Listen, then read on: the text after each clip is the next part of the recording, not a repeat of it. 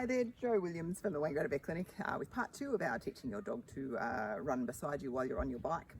Now that we've got the dog really comfortable with the bike, we can move on to the next thing, which is getting them comfortable with us, with the bike being moving and us being on it.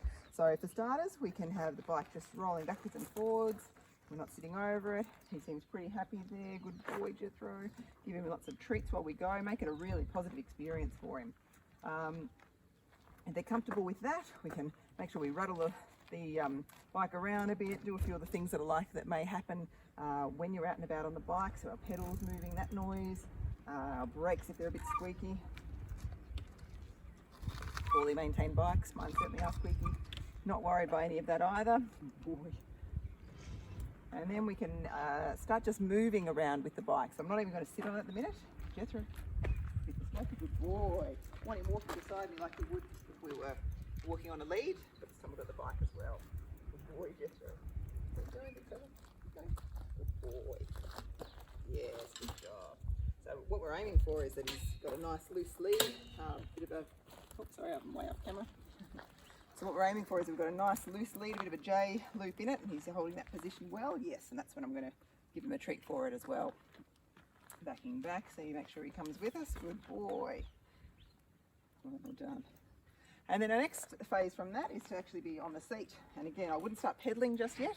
I'd be either sitting on the seat or in front and just walking the bike around a little bit and make sure he stays in that sort of position.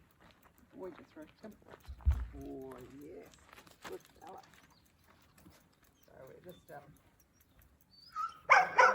walking. See our lead has gotten a bit tight.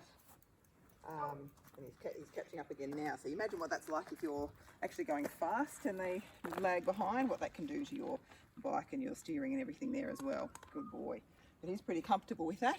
And so then we'd progress to popping a helmet on and actually pedaling around a little bit. So